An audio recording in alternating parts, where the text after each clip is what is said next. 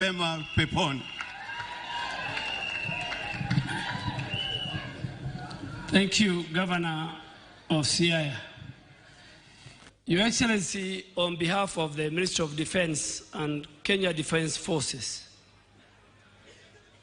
and as a person who worked very closely with General Ogolla as a Vice Chief of Defense Forces and as the Chief of Defense Forces,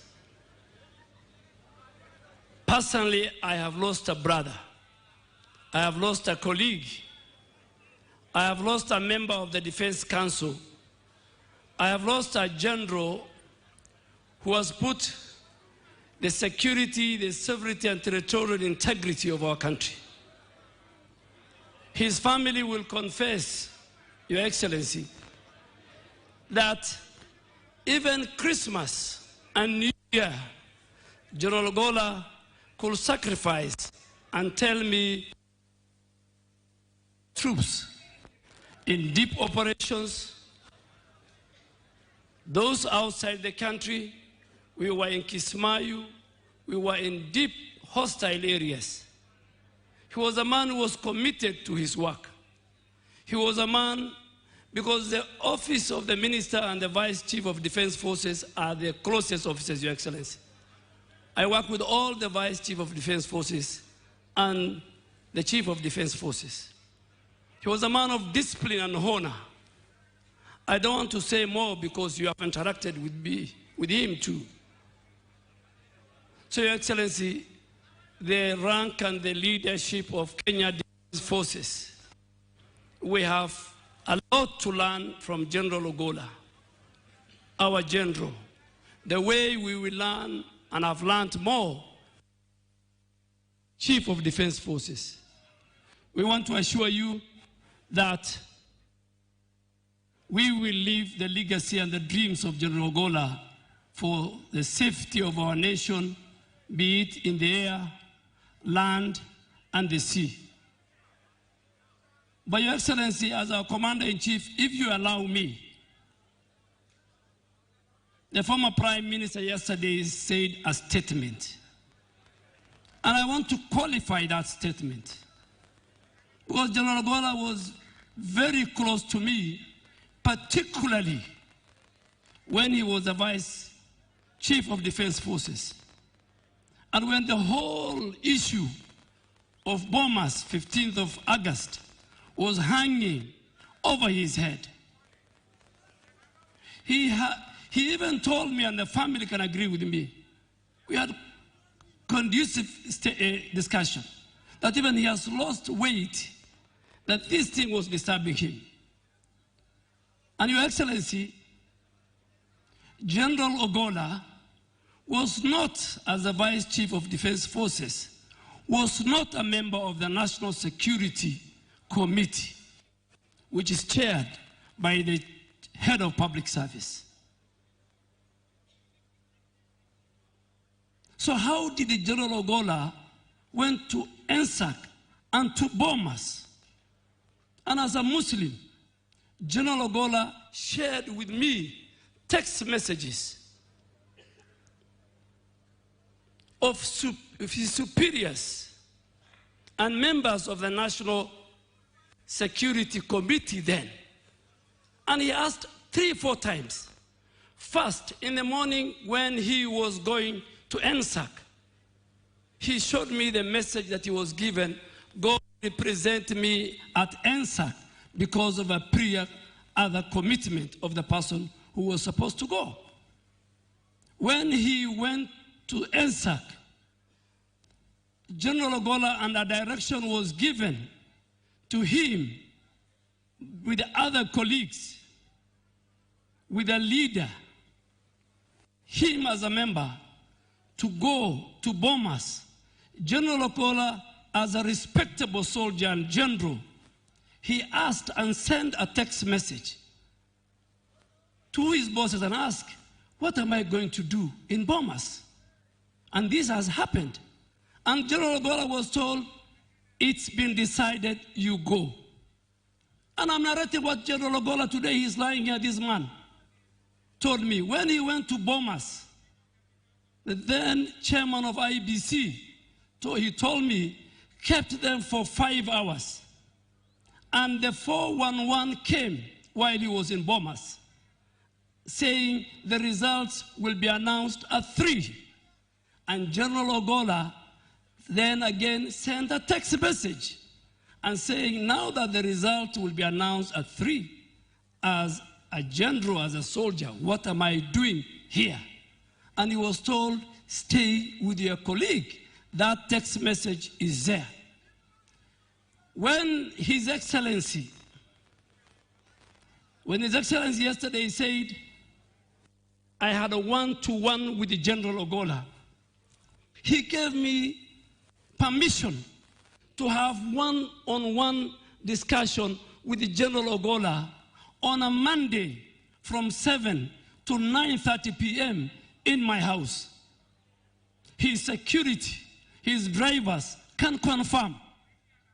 And when he convinced me, because he was a man of God, when he convinced me is when he got an opportunity to relay and talk to the president with those 3 statements at the end of his discussion with the president. Today, I want to confirm that because of what happened to General Ogolla, the president as the chairman of the National Security Council, so that for it not to happen again, the president has directed last year that members of the National Security Committee, the IG, the DG NIS, the head of public service, PS Interior, PS Defense, CDF, PS Foreign Affairs, PS Treasury, and the Solicitor General can never again delegate the attendance of that membership to their juniors. Because tomorrow, another member of the National Security Committee will commit the same crime. So Honorable Raila Odinga was very right, very right. And I came today to qualify his statement that General Ogolla, a man he knows, would not have gone to Bomas. And the people who sent him to Bomas, some of them are here. Some of the people who sent him to Bomas,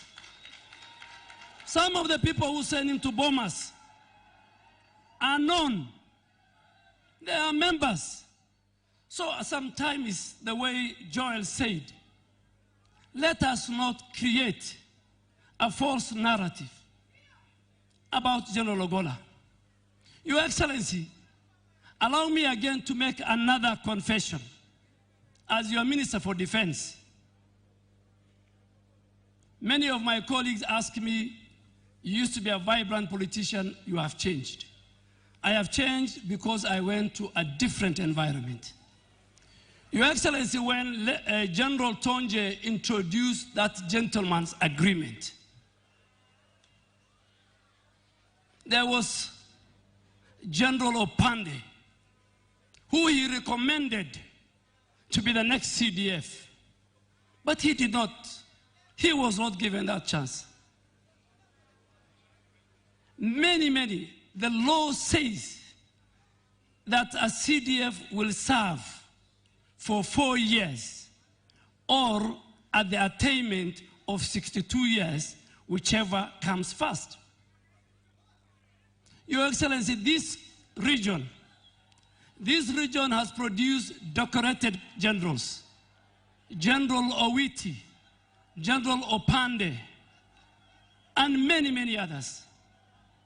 But because you wanted to change Kenya, you said we must kill ethnicity and regionalism in our country.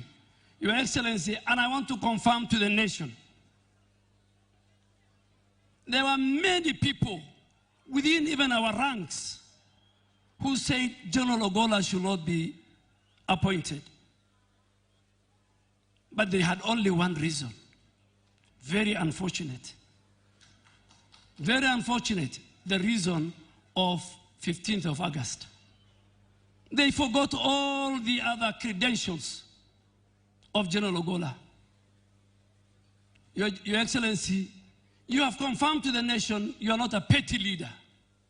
You are not a vengeful leader. You are not a person who will follow what happened, Your Excellency. As your Minister for Defense, you made a deliberate, with a finality, based on the credentials. He was a smart general. He was one of our finest F-15 jet fighter. He has trained everybody here, including the current Air Force commander. He was a man of humility. He could walk to my office and to all the offices. I could walk to his office. Your Excellency, one day he came to me and asked me in the holy month of Ramadan, Minister, can I fast with you for 7 days? Your Excellency, you decided, you directed, and I went and passed the council, the Defense Council, your decision on the 27th of April 2023, the appointment of General Ogolla, among others. And on 28th, you saw him as your next CDF. He died, you saw him on 28th of April 2023. He died on the 18th of April 2024, 10 days before he made to 1 year. He had good plans, Your Excellency, for the 15th of May this year of our graduation. And he told you the reforms he will introduce, and you will see it, because our team is here. Your Excellency, you'll go into the annals of history as a person who appointed not only General Ogolla, not only Raymond Omolo, not only many Kenyans to key security positions, including myself, without regard to ethnicity, to the region they come from, and to how their communities voted in last election. Your Excellency, you will be the one that will make sure that Kenya will be a country that everybody and every community will be proud of. With those many remarks, Your Excellency, let me take this opportunity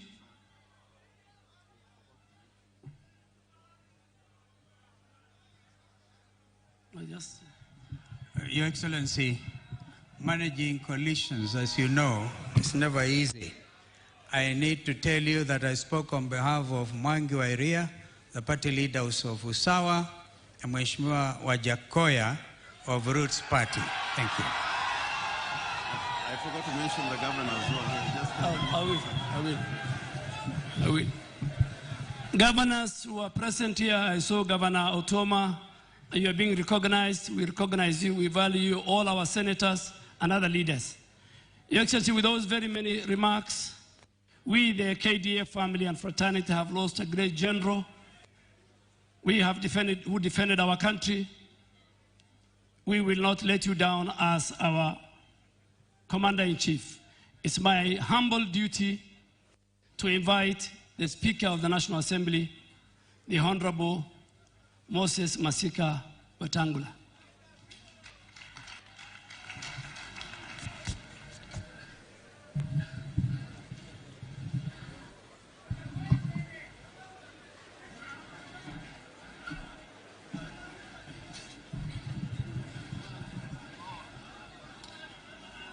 Your Excellency, our President and Commander-in-Chief of our forces, our First Lady, Deputy President, the family